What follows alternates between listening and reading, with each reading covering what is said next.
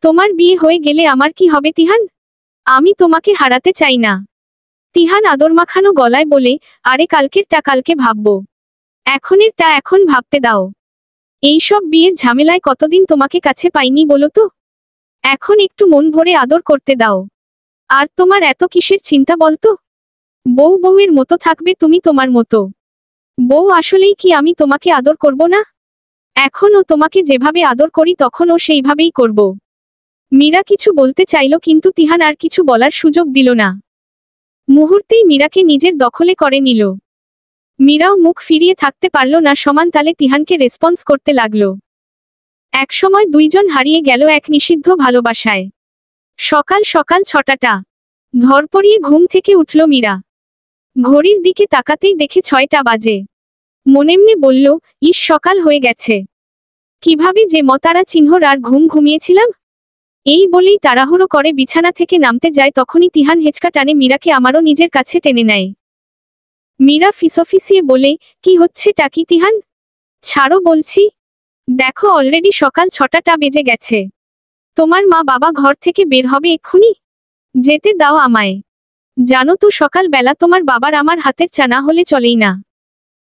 তিহান নেশা জড়ানো গলায় বলে, আমারও যে তোমাকে ছাড়া চলে না মীরা। মীরা তিহানের থেকে নিজেকে ছাড়িয়ে বলে, এখন এত ভালোবাসা দেখাতে হবে না। কাজ আছে আমার। তোমার ভাইকেও পরিষ্কার করতে হবে। ভালোবাসা আবার রাতে দেখাবে। কথা বলেই মীরা আর দেরি করে না ঘরের দরজা খুলে চারিদিকে একবার চোখ বুলিয়ে দেখল না কেউ উঠেনি, তারপর জোরে জোরে হেঁটে চলে যায় নিজের ঘরে। ঘরে ঢুকতেই দুর্গন্ধ নাকে আসে মীরার। রাগে ঘৃণায় মুখ কুঁচকে নেয়। তারপর তাকায় বিছানায় শুয়ে থাকা তার স্বামী আশরাফের দিকে। তারপর বিরক্তি নিয়ে আশরাফকে পরিষ্কার করে ওয়াশরুমে গোসল করতে ঢুকে। এদিকে সবকিছু দেখে আশরাফের চোখ থেকে এক ফোঁটা জল গড়িয়ে পড়ে। ব্যারিস্টার কামালের 2 ছেলে 1 মেয়ে। বড় ছেলে আশরাফ, মেজ তিহান আর মেয়ে ছোট নাহিদা। নাহিদা ঢাকা বিশ্ববিদ্যালয়ে পড়ে, তাই সেইখানেই থাকে। পরীক্ষা থাকার জন্য তিহানের বিয়েতেও আসতে পারেনি। তিহান পড়াশোনা শেষ করে ইঞ্জিনিয়ার। বাড়ি থেকেই অফিসে যাতায়াত করে। আর আশরাফ ছিল আর্মির মেজর। একটা অ্যাক্সিডেন্টে বর্তমানে কোমায় আছে। আর আশরাফের বউ হলো মীরা, বিখ্যাত ব্যবসায়ী আরাফাত চৌধুরীর মেয়ে। কামাল সাহেব নিজে পছন্দ করে সুন্দর নম্র ভদ্র শিক্ষিত মেয়ে নিজের ছেলের জন্য এনেছিলেন। বিয়ের পর থেকে মীরা অবশ্য আদর্শ বৌমা হয়েই এই বাড়িতে রয়েছে। প্রথম বছর আশরাফের সাথেও খুব ভালো সম্পর্ক ছিল, কিন্তু আশরাফ তখন মীরাকে বাড়িতে রেখে চাকরিতে চলে যেত। অনেকদিন পর পর ছুটিতে আসতো, এটা মীরা মানতে পারেনি। একসময় দুইজনের মধ্যে দূরত্বের সৃষ্টি হয়। আর তখনই ধীরে ধীরে তিহানের সাথে সম্পর্ক গড়ে ওঠে। এরপর আশরাফ মীরাকে নিজের কাছে নিতে চাইলেও মীরা যায়নি, কারণ মীরার মনে তখন তিহানের বাস। এইভাবে কেটে যায় 3 বছর। এর মধ্যে একটা গাড়ি অ্যাক্সিডেন্টে আশরাফ কোমায় চলে যায়। আশরাফ কোমায় যাওয়ার পর অবশ্য মীরার বাবা মা এসেছিল নিয়ে যেতে, কিন্তু মীরা যায়নি। বলেছে বিয়ে একবারই হয়, সেটা ওর হয়ে গেছে। অসুস্থ স্বামীকে ছেড়ে কোথাও যাবে না। তখন থেকেই মীরা সবার চোখে একটু বেশি আদরের। যদিও তিহানের সাথে একটু বেশিই গভীর সম্পর্ক ততদিনে হয়ে গেছে। যা দিনের বেলায় একরকম থাকে আর রাতের বেলায় আরেক রকম।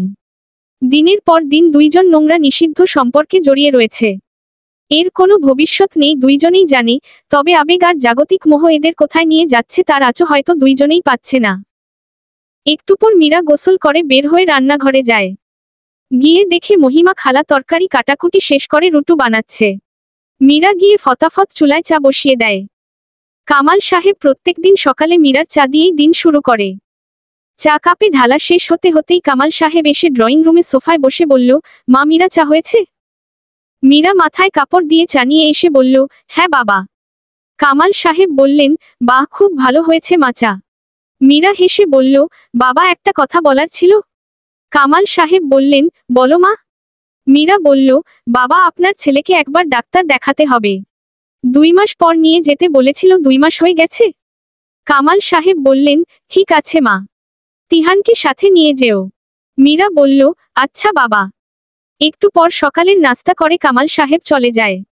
তারপর মীরা আর মীরার শাশুড়ি আর মহিমা খালা নাস্তা করে। বলা 10টার দিকে তিহান এসে খাবার খায়। মীরা তিহানকে বলে। একটু পর তিহানের সাথে আশরাফকে নিয়ে মীরা ডাক্তারের উদ্দেশ্য বের হয়।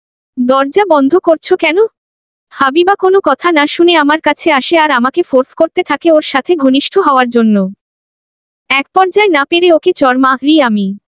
তারপর দরজা খুলে রেগে গিয়ে বলি বাড়ি থেকে বের হয়ে যেতে আর কোনোদিন যেন আমার বাড়িতে না আসে। সেই দিন ও কাঁদতে কাঁদতে চলে যায়। 2 দিন সব স্বাভাবিক গেলেও 2 দিন পর থেকে আমাকে ফোন করতে থাকে। ফোন না ধরায় মেসেজ করে যে আমি যদি ওর সাথে দেখা না করি তাহলে ও সুইসাইড করবে আর সুইসাইড নোটে আমার নাম লিখে যাবে। এরই মধ্যে স্কুলে একদিন ও আমার হাতে ওই সুইসাইড নোটটা ধরায় দেয়। আমি তখন কি করব বুঝতে পারছিলাম না। আবেগের বয়স যখন তখন যা কিছু করতে পারে ভেবে দেখা করি। ঠান্ডা মাথায় অনেকক্ষণ ধরে ওকে বুঝাই। সেই দিন ও ওর ভুল বুঝতে পারে আর আমার কাছ থেকে ক্ষমা চায় আর বাড়ি গিয়েও বিয়ের জন্য রাজি হয়। আর সেই দিনই ওকে আমি কথা দিয়েছিলাম এই কথাটা আমাদের দুইজনের মধ্যে থাকবে আর কেউ জানবে না। বিশ্বাস করুন স্যার, এর বেশি কোনো সম্পর্ক আমাদের ছিল না। হাবিবা ছোট ছিল আর ও ভুল করছিল। আমি একজন শিক্ষক হিসেবে ওকে বুঝিয়ে সঠিক রাস্তা দেখিয়েছিলাম। ও বুঝেছিল, কিন্তু হঠাৎ করে কিসের মধ্যে কি হলো আমি নিজেও বুঝতে পারছি না। তবে আমি শিওর ছিলাম হাবিবা সুইসাইড করেনি। ইন্সপেক্টর তাকরিম বলল, আচ্ছা বুঝলাম, তা এই বিষয়ে আপনার স্ত্রী কিছু জানতো? নাবিল বলল, না স্যার। ইন্সপেক্টর তাকরিম বলল, আচ্ছা ওই সুইসাইড নোটটা আপনি কি করেছিলেন? নাবিল বলে, ওটা তো হাবিবাকে ফেরত দিয়েছিলাম। ইন্সপেক্টর তাকরিম বলল, আচ্ছা বুঝলাম, তারপর যখন হাবিবার লাশ পাওয়া গেছিল তখন আপনি কোথায় ছিলেন? নাবিল বলে, আসলে স্যার হাবিবার বিয়ে তিহানের সাথে এমনি এমনি হচ্ছিল না। ইন্সপেক্টর তাকরিম বলে, মানে? নাবিল বলে, স্যার এটা আমরা কয়েকজন ছাড়া আর কেউ জানে না, মানে জানানো বারণ ছিল। হাবিবার বাবার 1 বিঘা জমি আছে ব্যারিস্টার কামালের জমির সাথে, তো ব্যারিস্টার কামাল সেখানে কোনো প্রজেক্ট করবে, সেই জন্য জমিটা কিনে নিতে চেয়েছিল, কিন্তু মামা বলে সেটা বিক্রি করবে না। এই নিয়ে অনেক ঝামেলা হয়। এক পর্যায়ে মামা বলে তার মেয়ের সাথে যদি কামাল সাহেব ছেলে বিয়ে দেয় তাহলে জমিটা কামাল সাহেবকে দিবে। কামাল সাহেব ও ছেলের বিয়ের জন্য পাত্রী খুঁজছিল, তাই আর আপত্তি করেনি, রাজি হয়ে যায়। আর বিয়ের দিনই জমিটা বুঝিয়ে দেওয়ার কথা ছিল, তাই অনেক সকালেই মামা আমাকে কাগজপত্র আনতে পাঠায়। বিশ্বাস না হলে আপনি জমি রেজিস্ট্রার অফিসের সিসি ক্যামেরা দেখতে পারেন। কারণ সকাল থেকে আমি ওখানেই ছিলাম। তারপর সব কাজ শেষে বাড়ি আসতেই জানতে পারলাম হাবিবা নাকি সুইসাইড করেছে। কিন্তু কথাটা আমি কোনোভাবেই মানতে পারিনি। এর থেকে বেশি কিছু আমি জানি না স্যার, বিশ্বাস করুন আমাকে। ইন্সপেক্টর তাকরিম বলল, বিশ্বাস করলাম মিস্টার নাবিল। তবে আর কিছু বলার আগেই আমি দরজায় দাঁড়িয়ে বললাম, কিসের বিশ্বাসের কথা হচ্ছে? ইন্সপেক্টর কি বিশ্বাস করলেন? ইন্সপেক্টর তাকরিম হেসে বললেন, ও ঋতু ম্যাডাম যে কেমন আছেন? আমি বললাম, ভালোই আছি, কিন্তু আমরা সাধারণ মানুষ, ঘরের ভেতরে পুলিশ দেখলে তো কেমন লাগে? ইন্সপেক্টর তাকরিম বলে, পুলিশ বলে কি আমরা মানুষ নই মিসেস ঋতু? আমি শাশুড়িমাকে ভেতরে নিয়ে এসে বললাম, মা আপনি ভেতরে যান। শাশুড়িমা যেতেই বললাম, ইন্সপেক্টর হাবিবার কেসটা কত দূর? ইন্সপেক্টর তাকরিম বলল, খুব বেশি দূর নয় ম্যাডাম, তবে আশা করছি খুব তাড়াতাড়ি কেসটা সলভ হয়ে যাবে। আমি বললাম, আমার আপনাকে একটা গুরুত্বপূর্ণ তথ্য দেওয়ার আছে, মানে বলতে পারেন দেখানোর আছে। ইন্সপেক্টর তাকরিম বললেন, কি? আমি ফোন থেকে ভিডিও আর ছবিগুলো দেখালাম। ইন্সপেক্টর তাকরিম ও অবাক হলেন। ছবিগুলো দেখে ইন্সপেক্টর তাকরিম কিছু বলতে যাবে তার আগেই ওনার ফোন বেজে উঠল। ফোন দেখেই বলল, ল্যাব থেকে ফোন করেছে, মনে হচ্ছে গুরুত্বপূর্ণ কিছু জানতে পেরেছে। ইন্সপেক্টর তাকরিম ফোন রিসিভ করল। ওপাশ থেকে কি বলল শুনতে পেলাম না, তবে ওনার মুখ উজ্জ্বল হয়ে উঠল। তারপর বলল, আচ্ছা আচ্ছা বুঝতে পারছি এখন পুরো বিষয়টা। হ্যাঁ, সবার হাতের ছাপ নেওয়া আছে, আমি সবার হাতের ছাপ নিয়েই ল্যাবে যাব, আপনি সব রেডি করে রাখুন। এইবার বেরিয়ে পড়বে আড়ালে লুকিয়ে কে? হাসিমুখে ইন্সপেক্টর তাকরিম বললেন, ভিডিও আর ছবিগুলো আমাকে দিয়ে দিন। আর আপনাকে অনেক ধন্যবাদ। পুরোকে শটার মোড় ঘুরিয়ে দিলেন আপনি। শুধু আরো একটা প্রশ্নের উত্তর দিন। আমি বললাম, জি বলুন।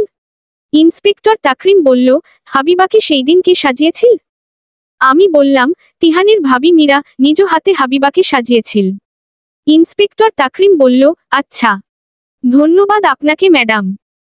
ইম্পর্টেন্ট কাজ আছে, আজকে আসি, আর আপনার নাম্বার তো আমার কাছে থাকলোই, কিছু জানার থাকলে ফোন করে জানাবো।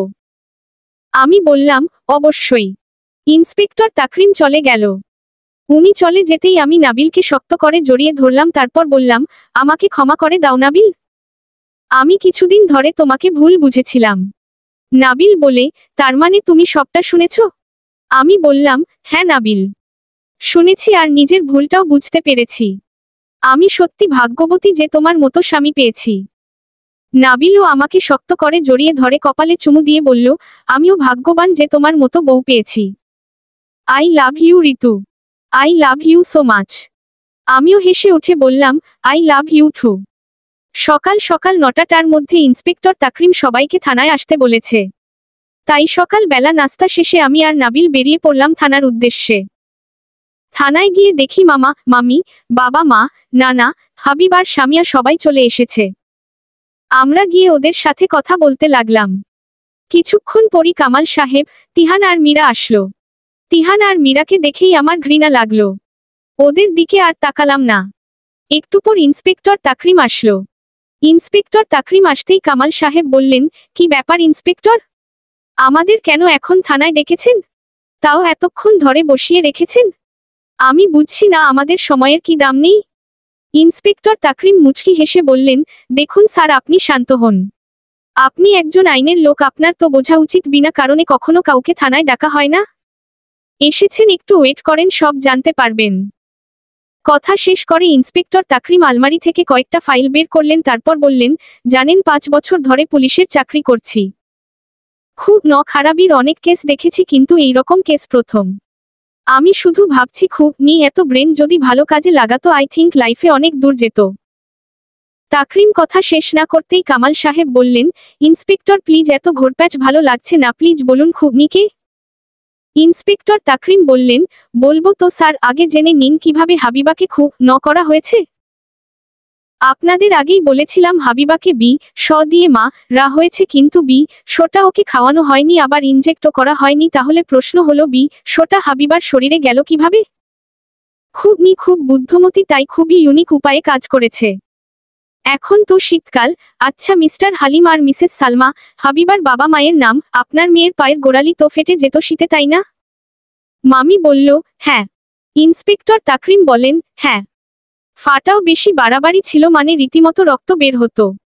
মামি বলে, হ্যাঁ, এটার জন্য ডাক্তারও দেখিয়েছিলাম, কিন্তু ভালো হতো না। পায়ের গোড়ালি ফেটে রক্ত বের হতো, ব্যথা যন্ত্রণায় মেজেটা আমার পাগল হয়ে যেত। ইন্সপেক্টর তাকরিম বলল, এইবার আসল কথা বলি। হাবিবার মৃত্যুর হাতিয়ার হিসেবে এই পায়ের গোড়ালি ফাটাকেই ব্যবহার করা হয়েছে।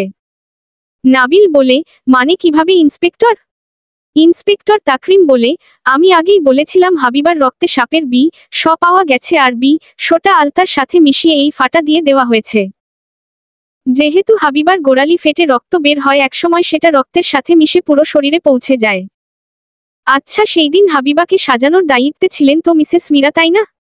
আমি বললাম, হ্যাঁ। মীরাই নিজের হাতে হাবিবাকে সাজিয়েছিল। মীরা বলে, হ্যাঁ আমি সাজিয়েছি, কিন্তু আমি তো কোনো আলতা পরাইনি। এমনকি আমরা সাজানোর জিনিসপত্রে কোনো আলতাই দিইনি। ইন্সপেক্টর তাকরিম বললেন, হ্যাঁ আপনি ঠিক মীরা।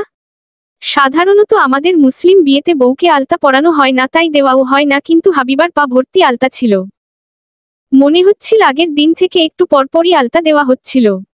আচ্ছা মিসেস সালমা, আপনার কি মনে আছে হাবিবাকে কে আলতা দিয়েছিল? মামি বলে, স্যার, বিয়ে বাড়িতে কাজে এত ব্যস্ত ছিলাম যে আমি ঠিক খেয়াল করিনি। তবে পায়ের ফাটা নিয়ে হাবিবা অনেক টেনশন করছিল যে নতুন বউয়ের পা ফাটা দেখলে লোকে কি বলবে, কিভাবে এই ফাটা লুকাবে। একটু পর পা ভর্তি আলতা পরে আমাকে দেখিয়ে বলেছিল, এই দেখ মা, কেমন হয়েছে বলতো। এখন আর কেউ বুঝতে পারবে না।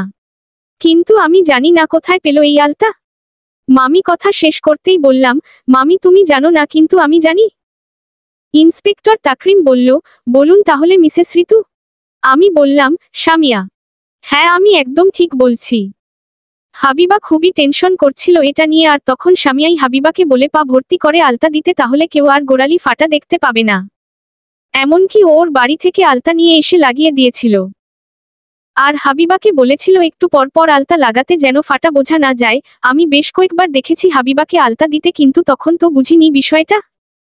মামিও তখন বলে, হ্যাঁ হ্যাঁ, আমারও মনে পড়েছে, সামিয়াই আলতা এনে দিয়েছিল। এইদিকে এইসব শুনে ধীরে ধীরে পালিয়ে যেতে চায় সামিয়া, তখনই মহিলা কনস্টেবল সামিয়াকে ধরে নেয় আর গালে কয়েকটা জোরে জোরে থাপ ওপর মারে। সামিয়া কাঁদতে কাঁদতে বলে, আমার ভুল হয়ে গেছে স্যার, আমাকে ক্ষমা করে দিন। আমি জানতাম না ওই আলতায় ষ আছে। জানলে কখনোই হাবিবাকে দিতাম না। ইন্সপেক্টর তাকরিম বললেন, জানতে না মানে? কে দিয়েছিল তোমাকে ওই আলতাটা? সামিয়া বলে, স্যার রাজ দিয়েছিল। ও আমার কাছে এসে বলেছিল ও হাবিবাকে খুব ভালোবাসে। হাবিবা তো ওর ভালোবাসার মূল্য দিল না, কিন্তু ও চায় এই আলতা পায় নতুন বউয়ের সাজে হাবিবাকে দেখতে। প্রথমে আমি রাজি হইনি, পরে ও অনেক অনুরোধ করার পর আমি রাজি হই। ভাবি আলতায় তো পড়লে যদি ও শান্তি পায় তাতে ক্ষতি কি?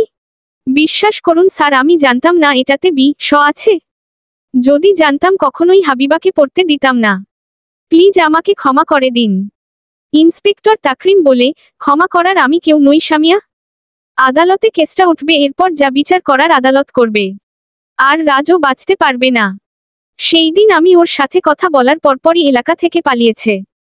তখন থেকেই ওকে খুঁজে চলেছি, ও ধরাও পড়েছে, কিছুক্ষণের মধ্যেই থানায় আনা হবে। ইন্সপেক্টর কথাটা শেষ করতেই নাবিল বলল, স্যার এটা বুঝলাম যে হাবিবার শরীরে শোটা কিভাবে গেল, কিন্তু ওকে গাছে ঝুলিয়েছে কে? ইন্সপেক্টর তাকরিম বলল, বলছি মিস্টার নাবিল।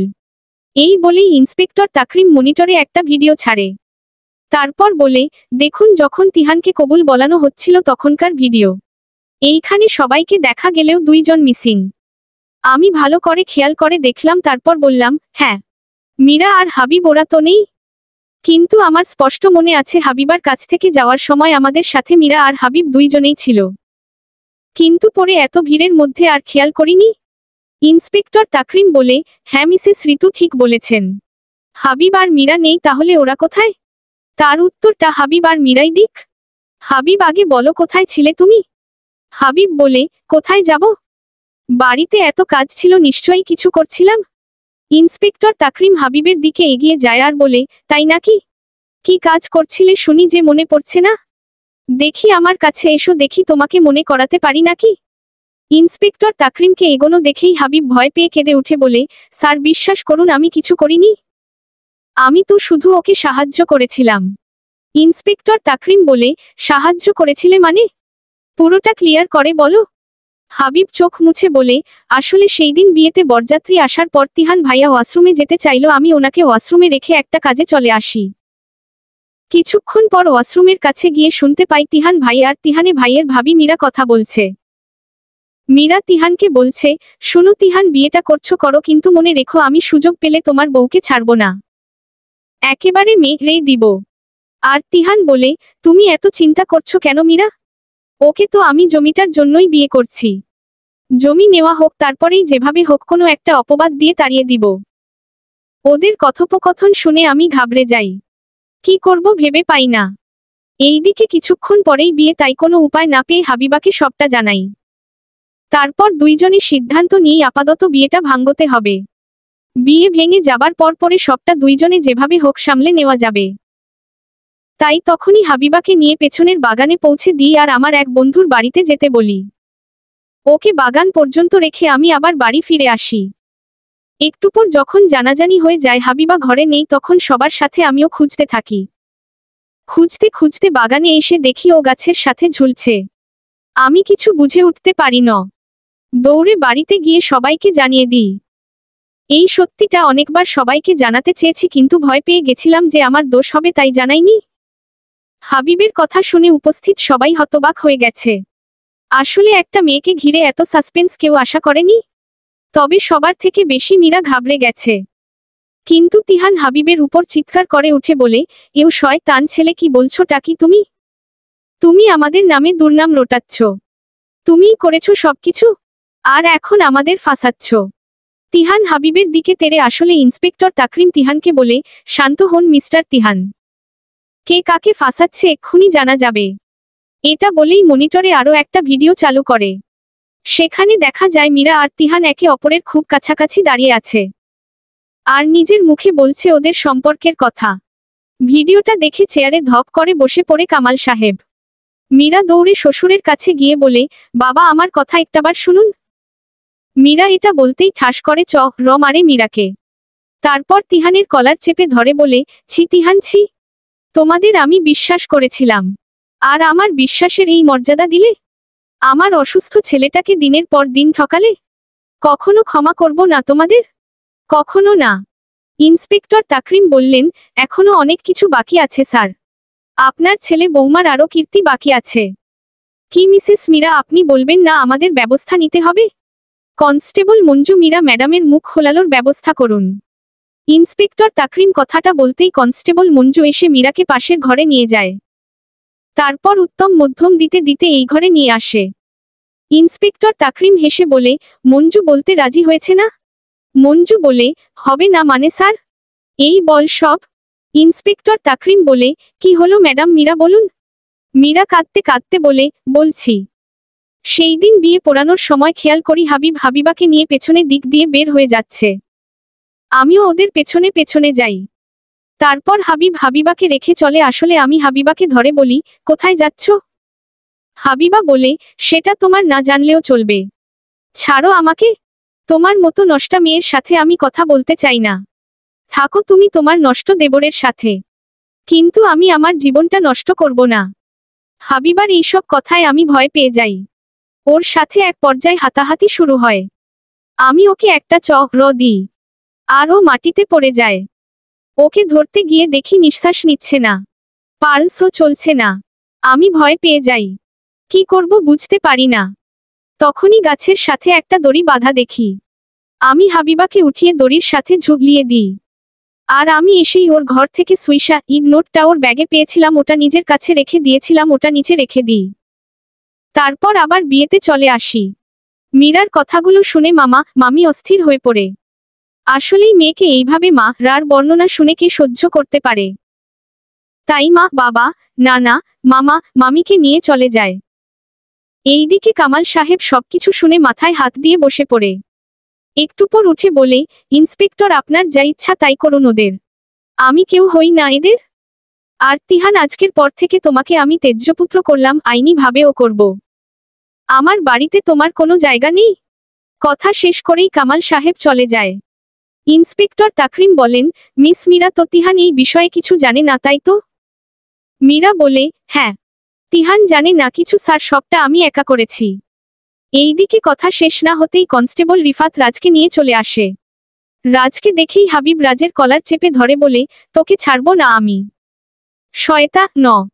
রিফাত হাবিবকে ছাড়িয়ে রাজকে ধরে ইন্সপেক্টর তাকরিমের কাছে নিয়ে যায়। তাকরিম বলে, কিরে নেশায় তো বুধ হয়ে আছিস, তা বল কেন হাবিবাকে মারলি?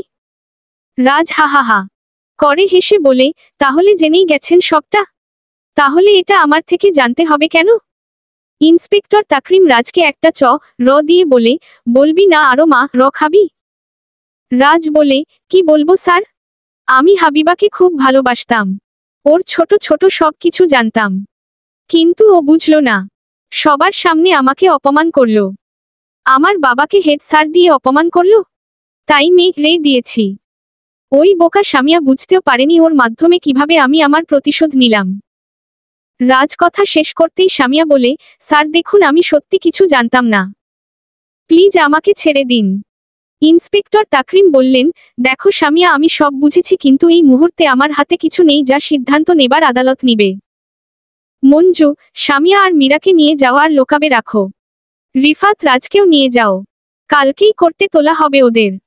আর মিস্টার তিহান, এইবার আপনি বেঁচে গেলেন, তবে আপনার উপর আমার নজর থাকবে। আসতে পারুন এখন। তিহান চলে যেতেই ইন্সপেক্টর তাকরিম আমাকে আর নাবিলকে বললেন, আপনাদের অনেক ধন্যবাদ মিস্টার নাবিল আর মিসেস ঋতু। আপনাদের সাহায্য ছাড়া এই কেসটা সমাধান করা এতটা সহজ হতো না। ভালো থাকবেন, একে অপরকে বিশ্বাস করবেন, দেখবেন সম্পর্ক মজবুত হবে। আমি বললাম, আপনাকেও অনেক ধন্যবাদ ইন্সপেক্টর তাকরিম। আসি তাহলে। ইন্সপেক্টর তাকরিম হাবিবকে আস্ত করে বলে, আসুন। আমরা থানা থেকে বের হতে যাব, তখনই ইন্সপেক্টর তাকরিমকে কনস্টেবল রিফাত ডাক দেয় আর বলে, স্যার সর্বনাশ হয়ে গেছে, থানার সামনে তিহানের অ্যাক্সিডেন্ট হয়েছে। এইদিকে লোকআপ থেকে কনস্টেবল মঞ্জু বলে, স্যার মীরা কেমন যেন করছে। ইন্সপেক্টর তাকরিম গিয়ে মীরার পালস দেখে বলে, oh no, she is no more. তারপর মাথায় হাত দিয়ে বলে, ওহ নো। আবার নতুন করে কি শুরু হলো? এইবার আড়ালে আন্ডারস্কোর লুকিয়ে আন্ডারস্কোর কে। সমাপ্ত।